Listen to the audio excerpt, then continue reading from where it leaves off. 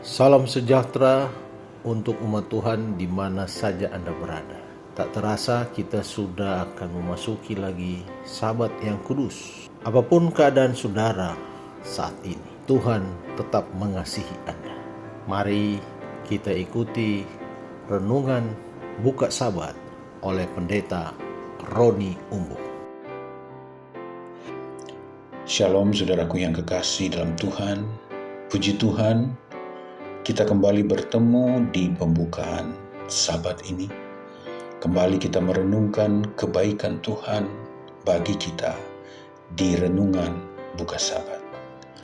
Sebelum kita melanjutkan renungan ini, kita berdoa. Tuhan Bapa kami di sorga, Bapa yang baik, yang telah menjaga kami sepanjang 6 hari, memberkati kami, memberikan kami kecukupan, memberikan kami kesehatan, segala sesuatu Engkau telah berikan kepada kami. 6 hari lamanya kami boleh melewati hari-hari bersama dengan Tuhan. Dan hari ini Tuhan, ketika kami memasuki Sabat-Mu yang kudus, kami rindu lebih dekat dengan Tuhan. Kami rindu merasakan hadirat Sabat yang menguduskan kami. Kami rindu mendengarkan Tuhan berbicara kepada kami di hari Sabat ini. Ini doa kami Tuhan, dalam nama Yesus Juru Selamat kami. Amin. Pemazmur berseru kepada Tuhan oleh karena kepedihan hatinya. Kini dia teraniaya, dia terhalau dari kumpulan manusia yang harusnya saling mengasihi.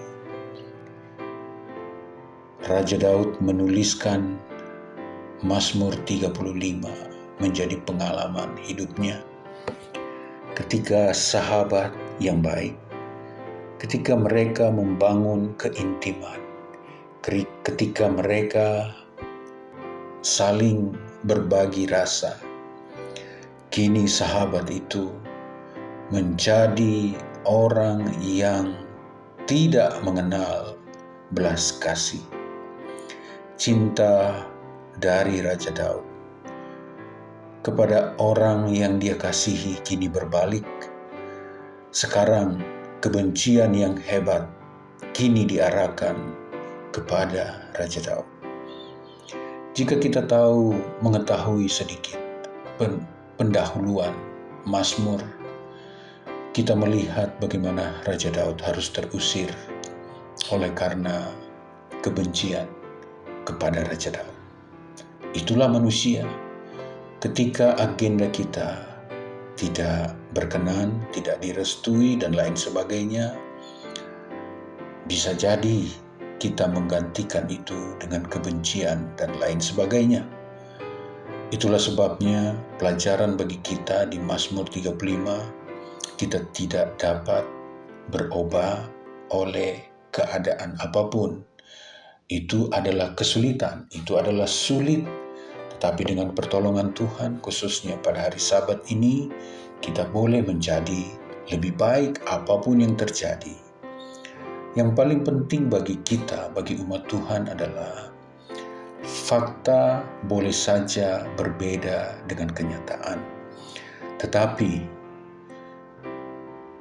kehidupan kita, bagian kita adalah tetap menjadi anak Tuhan yang senantiasa berterima kasih, bersyukur oleh kebaikan-kebaikan Tuhan, sekalipun situasi di luar sana benar-benar tidak mendukung kita untuk bersikap baik, untuk bersikap anak Tuhan.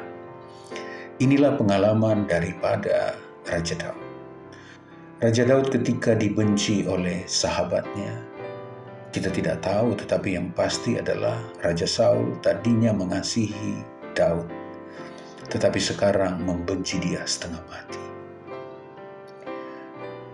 Daud tidak pernah berubah mengasihi Saul. Daud adalah orang yang sangat tulus, sekalipun dia dibenci dan lain sebagainya. Tetapi dia adalah contoh bagi kita. Dia hanya datang kepada Tuhan untuk memohon kebaikan Tuhan. Mari kita baca beberapa ayat di Mazmur 35. Ayat 7 mengatakan demikian. Karena tanpa alasan mereka memasang jaring terhadap aku.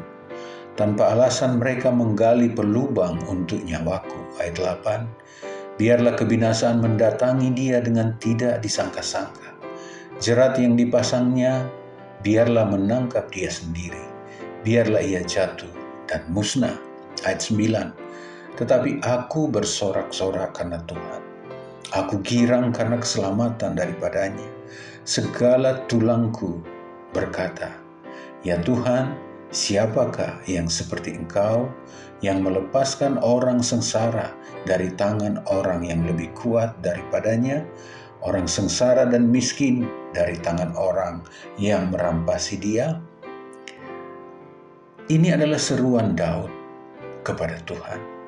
Dan seruan ini semakin mendalam di dalam ayat yang ke-12 mengatakan, mereka membalas kebaikanku dengan kejahatan. Perasaan bulus mencekam aku. Daud terusir oleh karena kebencian.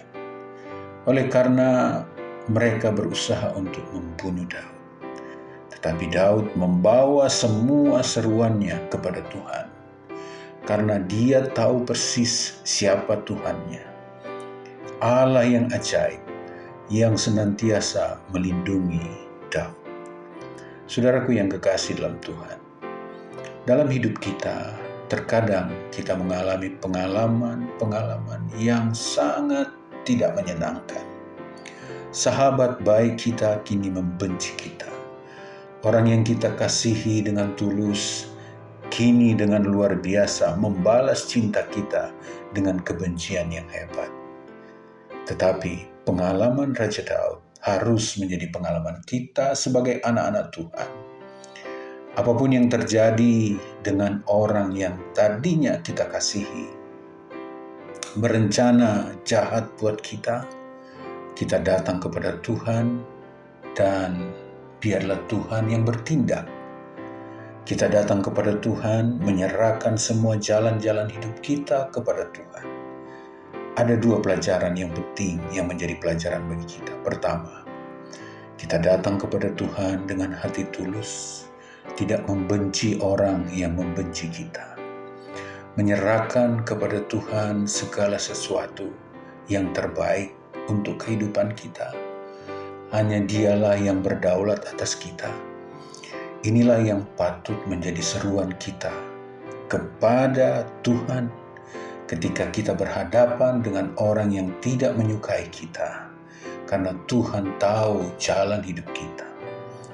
Lalu di dalam bagian pertama ini adalah kita tidak boleh menyakiti diri kita dengan membenci orang lain.